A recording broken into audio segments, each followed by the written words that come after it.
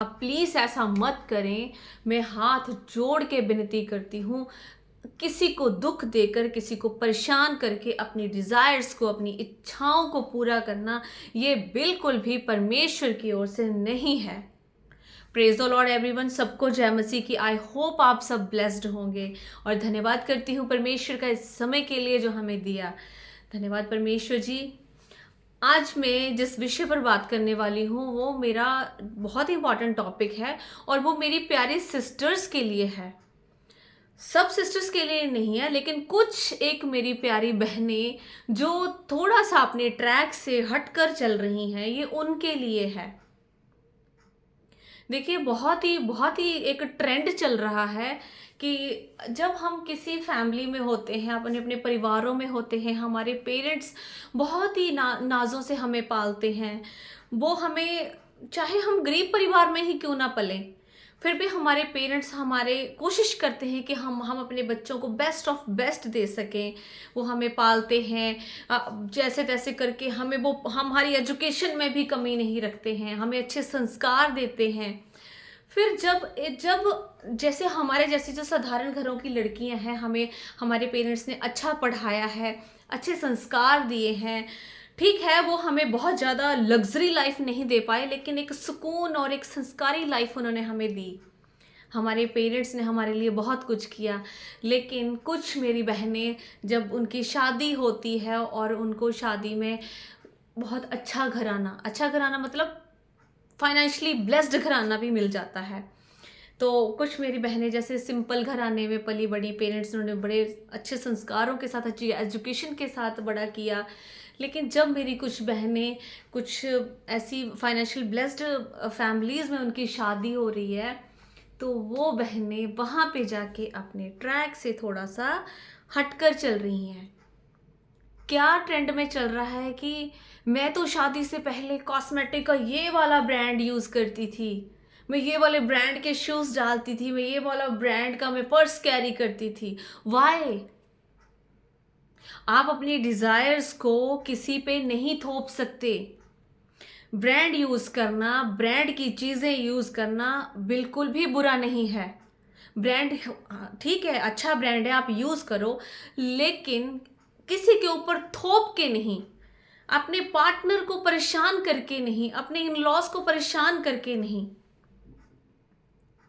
कि हर एक ओकेज़न पे मेरे को न्यू ब्रांडेड ड्रेस चाहिए, मुझे ब्रांडेड मेकअप चाहिए, मैं ऐसी लाइफ जीती थी।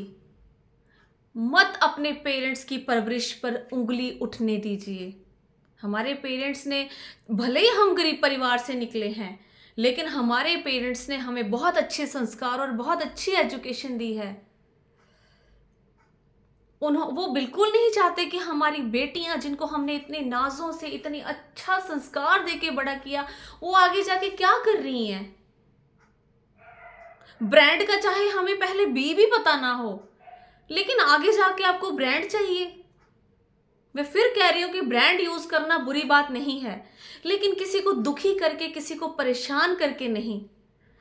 मैं सब बहनों से विनती करना चाहूंगी कि ये देखो, ये सांसारिक चीजें हैं, ये यहीं पे रह जाएंगी। आप अच्छा ब्रांड बेयर कर लोगे, अच्छे ब्रांड का कॉस्मेटिक यूज कर लोगे। मेरा पहला क्वेश्चन ये है कि हम मैरिड वुमेन से हम रेडी किसके लिए होती हैं? हम अपने हस्बैंड के लिए अपना साज श्रृंगार करती हैं, अपने हस्बैंड के लिए करती हैं, ताकि उसको हम अच्छे लगें। यही है ना? हम इसीलिए रेडी होती हैं, इसीलिए हम मेकअप करती हैं, इसलिए हम अच्छा श्रृंगार करती हैं। लेकिन वही पार्टनर को जब हम परेशान करके, वो बेचारा हमारे लिए जैसे तैसे करके ब्रांड की चीज़ें ले आएगा, तो क्या वो ब्रांड यूज़ किया हुआ आपके द्वारा आपका पार्टनर कभी खुश हो पाएगा? वो इंटरनली खुश नहीं है। ये आपका वहम है कि मैं ब्रांड यूज करके, ब्रांड का कॉस्मेटिक यूज करके बहुत सुंदर लग सकती हूँ। हाँ, आप लग सकते हो सुंदर, लेकिन जब आप किसी को दुखी करके, अपने पार्टनर को, अपने इन लॉज को दुखी करके वो चीज़ें अपने लिए आप मंगवा रहे हो, तो यकीन मानिए, आपके उस मेकअप वाले चेहरे से किसी को प्यार नहीं होगा।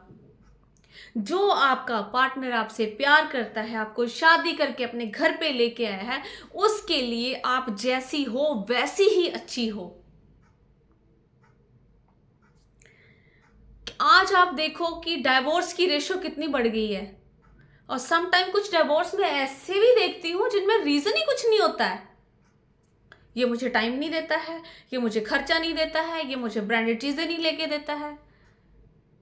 अरे आप किसी फैक्ट्री में थोड़ी ना आए हो, आप एक परिवार में आए हो। आपको परमेश्वर ने ब्लेस किया है। पहले आपका मायका परिवार, फिर आपका ससुराल परिवार, दो दो परिवारों का प्यार आपको मिल रहा है, दो दो परिवारों की रिस्पेक्ट आपको मिल रही है। मेरा ये मैसेज सिर्फ और सिर्फ उन्हीं सिस्टर्स के लिए जो ऐसा कर रही हैं। सारी सिस्टर ऐसा नहीं करती हैं, लेकिन क्या होता है ना, जब उंगली उठती है ना, जब एक औरत पे उंगली उठती है तब पूरी औरत जात पे उंगली उठती है। अरे ये औरतें तो होती ही ऐसी हैं। नहीं, ये औरतें ऐसी नहीं होती हैं। हमें भी परमेश्वर ने बनाया है, हमें भी उस खुदा ने बनाया है। हम भी एक बहुत ही ब्यूटीफुल क्रिएशन है जो हमारे परमेश्वर की ओर से हम बनाई गई हैं। लेकिन हमारी परमेश्वर ने हमें ये चीज़ कभी नहीं सिखाई कि अपनी अपनी अनवांटेड, मैं अनवांटेड ही बोलूँगी इस चीज़ को, कि अपनी अनवांटेड इच्छाओं को पूरा करने के लिए आप अपने बेचारे पार्टनर को, उसको आप परेशान करो कि मेरे को ये ब्रांड चाहिए। देखो ऐसा जब हम करते हैं ना, तो हमारी फैमिली, ठीक है, हमारी फैमिली ब्लेस्ड है, फाइनेंशियली ब्लेस्ड है, लेकिन जब हम अपने मेहनत के पैसे को, अपने हार्ड वर्क के पैसे को किसी की अनवांटेड डिज़ायर्स में पूरा करने में लगा देंगे ना, तो ब्लेसिंग कहाँ से रहेगी। ठीक है, आपका आपका पार्टनर आपको खुश होके वो आपको कुछ गिफ्ट कर रहा है, अच्छा ब्रांड गिफ्ट कर रहा है, आप लो, खुशी खुशी लो, लेकिन अपनी अनवांटेड इच्छाओं को मत थोपो। मत अपने माँ बाप को आप शर्मिंदा करो। कहने को पता क्या आएगा कि माँ बाप ने कुछ नहीं सिखाया, माँ बाप ने कोई संस्कार नहीं दिए, माँ बाप ने तो सिर्फ यही यही सिखाया है कि बस ब्लेस्ड फैमिली बनी है, मिली है आपको, तो बस अपनी सब डिज़ायर्स को, अनवांटेड डिज़ायर्स को पूरा कर लो। अरे जब आपका पार्टनर आपके साथ होगा, वही आपके लिए सबसे बड़ी ब्लेसिंग है, ना कि वो वाला पार्टनर जो आपकी इच्छाओं को, अनवांटेड इच्छाओं को पूरा करने के लिए वो सब सामान आपको लिया के दे रहा है, लेकिन वो इंटरनली खुश नहीं है। तो जो बंदा इंटरनली आपके साथ खुश नहीं है, तो वो रिलेशन लॉन्ग टर्म नहीं चल सकता। क्योंकि जब उंगली उठेगी या उंगली उठती है तो पूरी औरत जात पे उठती है, और सबसे पहले उंगली उठती है उस बेटी के माँ बाप के ऊपर, जिनको दूर दूर तक ये पता नहीं है कि हमारी बेटी ऐसा भी कर सकती है, या हमारी बेटी ऐसी भी सोच रख सकती है। फिर कहते हैं कि बेटियों को बड़े नाजों से पाला, कैसे वो ससुराल में जाके बुरी होगी। हर वक्त ससुराल ही बुरा नहीं होता है। ससुराल को कोसना, सास को कोसना, इन लॉज को कोसना इज क्वाइट इजी, बहुत इजी है। निंदा करना बहुत इजी है। जब आप ऐसे करोगी, आप अपने ट्रैक से हट के, आप अपनी फैमिली से आप संवेदनशीलता ना रख के अपनी अनवांटेड डिज़ायर्स के लिए आपका ज़्यादा झुकाव होगा, तो फिर फैमिली आपसे कैसे घुल मिल पाएगी। वो फैमिली तो आपकी इच्छाएं पूरी करती ही रह जाएगी। आप अपने आप को ना एक प्रोडक्ट मत समझें कि मैं एक प्रोडक्ट हूँ और मैं एक फैक्ट्री में जा रहा हूँ, या मैं एक फैक्ट्री में जा रही हूँ। नहीं, हम एक क्रिएशन है, हमें परमेश्वर की ओर से बनाया गया है। हमें बिल्कुल भी ये नहीं है, कहीं पे भी आप पढ़ लेना बाइबल में भी, कि कहीं पे भी परमेश्वर ने ये नहीं लिखा कि किसी दूसरे को दुखी करके आप सुखी रह पाओगे। बाइबल में यही लिखा है, क्षमा करोगे तो क्षमा मिलेगी, माफ़ी दोगे तो माफ़ी मिलेगी, अच्छा करोगे तो अच्छा होगा तुम्हारे साथ भी। मेरी प्यारी बहनों, मैं फिर से आपसे विनती करती हूँ कि जो कोई भी बहन मेरी इस वीडियो को देख रही है, मेरा एम, मेरा ऑब्जेक्टिव किसी की भी निंदा करना नहीं है।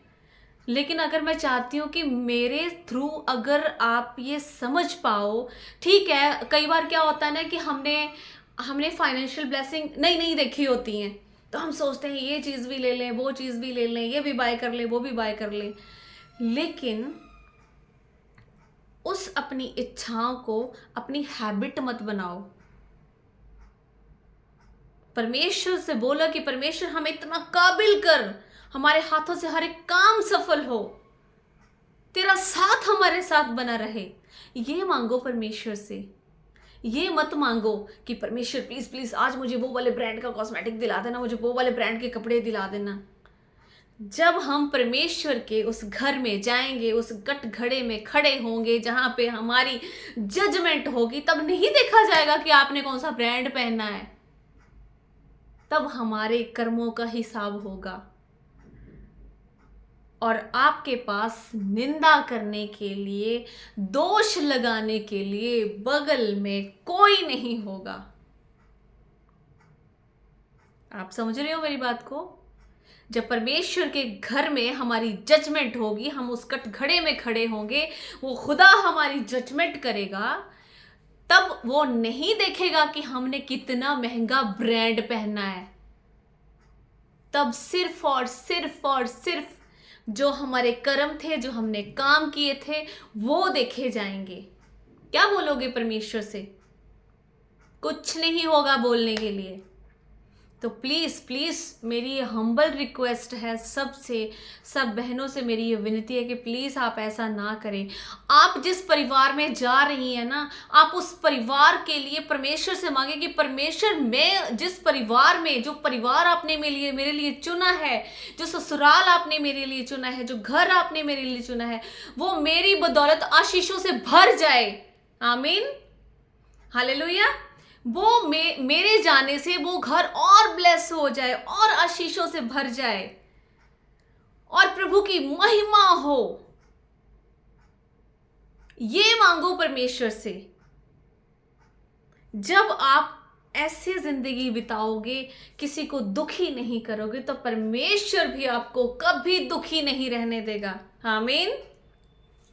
तो आप ये सोचें कि हमको किसी परिवार में जाकर, हम अपना मायका परिवार से ससुराल परिवार में जाती हैं, तो हमें वहाँ जाकर आशीष का कारण बनना है, ना कि निंदा का कारण बनना है। क्योंकि पहले हम निंदा का कारण बनेंगे, फिर जिन्होंने हमें पैदा किया है, जिन्होंने जिस मुश्किलों से हमें पाला है, उनकी निंदा होगी।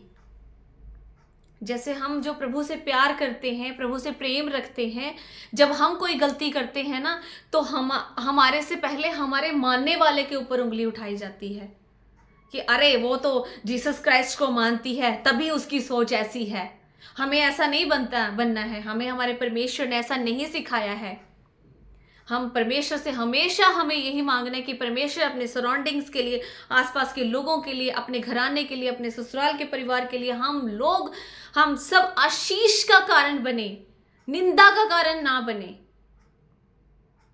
क्योंकि जब हमारी निंदा होगी, हमारे घराने की निंदा होगी, हमारे माँ बाप की निंदा होगी, तो वो चीज़ सुनकर हमें अच्छा नहीं लगेगा। और हमें अगर हम किसी की निंदा का कारण बनते हैं ना, तो ये मत सोचना कि परमेश्वर आपसे खुश रहेंगे। अगर हम किसी को दुखी करेंगे तो हम दुखी रहेंगे। हम किसी को माफ नहीं करेंगे तो हमें माफी नहीं मिलेगी। परमेश्वर से हमें भी तभी प्रेम और माफी मिलेगी जब हम अपने दूसरों से प्रेम और माफी रखेंगे, देंगे उनको माफी। कोई बात नहीं, सामने वाले से भी गलती हो जाती है, जैसे हमसे हो जाती है उनसे भी हो जाती है, लेकिन क्षमा करोगे तो क्षमा पाओगे, प्रेम रखोगे तो प्रेम पाओगे। किसी के गुनाहों को माफ करोगे तो तुम्हारे गुनाह माफ किए जाएंगे। आमीन, हालेलुया। मुझे पूर्ण विश्वास है और मैं पक्का विश्वास करती हूँ आज कि मेरी जो भी बहनें जाने अनजाने में, मैं ये नहीं कह रही हूँ कि सबका वो होता है कि हाँ फटाफट वहाँ जाके बस ये कर लो वो करो, नहीं। कुछ बहनों को ना, जैसे होता है कि यार नया नया फेम देखा है, नई नई फाइनेंशियल ब्लेसिंग देखी है, बट कोई बात नहीं, गलतियां हो जाती हैं। यकीन मानिए, आप परमेश्वर के आगे आइए, आप परमेश्वर से क्षमा मांगिए, और वो इतना दयालु परमेश्वर है, इतना दयालु परमेश्वर है, वो दया का सागर है, वो आपको माफ करेगा। क्योंकि कोई भी पिता अपने माँ बाप से कभी भी, कोई भी पिता अपने बच्चों से कभी भी गुस्सा नाराज नहीं रहता है, क्योंकि पिता बड़ा हृदय, दयावान हृदय वाला पिता। आप माफ़ी मांगोगे, आपको माफ़ी मिलेगी। और परमेश्वर से वादा करना कि परमेश्वर जी, मैं जाने अनजाने में मैं ये गलती कर बैठी हूँ, लेकिन आज के बाद मैं ऐसा नहीं करूँगी, या आज के बाद मैं अपनी सोचों में भी इस चीज़ को नहीं लाऊंगी। क्योंकि किसी को दुखी करके हम कभी सुखी नहीं रह सकते। तो बस मैं आज यही कहना चाहती थी। तो मेरी जो भी बहनें हैं, प्लीज़ इस बात पर थोड़ा सा ध्यान दें और परमेश्वर से माफ़ी मांगें, क्योंकि ये जो हम कर रही हैं ये परमेश्वर की ओर से नहीं है। क्योंकि निंदा करना, किसी की निंदा करना, किसी के ऊपर दोष लगाना बहुत आसान है, लेकिन आप माफ़ करके तो देखिए, परमेश्वर भी आपको माफ़ करेगा। हमने जो गलतियां की हैं, रिपेंट करिए, repent in front of God, जाइए, माफ़ी मांगिए, आपको माफ़ी मिलेगी। और वादा कीजिए, परमेश्वर आज के बाद मैं अपनी ज़िंदगी में आपको प्रथम स्थान पे रखती हूँ। मेरी ज़िंदगी में आप मेरे फेवरेट हो, आप प्रथम स्थान पर हो। बाकी ये सब संसारिक दुनिया की चीज़ें हैं, ये यही हैं और यहीं रह जाएंगी। हमारे साथ हमारे कर्म जाएंगे, हमारे ब्रांड नहीं जाएंगे। कौन सा ब्रांड का क्या पहना है, क्या यूज़ किया है, कौन सा ब्रांड का कॉस्मेटिक यूज़ किया है, कुछ नहीं जाएगा, सब कुछ यहीं रह जाएगा। तो परमेश्वर जी, मैं बहुत धन्यवाद करती हूँ उस समय के लिए जो आपने मुझे दिया, और मैं चाहूँगी कि मेरी ये आवाज़ उन सब बहनों तक पहुँचे जो जाने अनजाने में ये कर रही थी, और वो अपने आप से पक्का वादा करें, परमेश्वर से वादा करें कि आज के बाद वो ऐसा नहीं करेंगी। Hallelujah, hallelujah.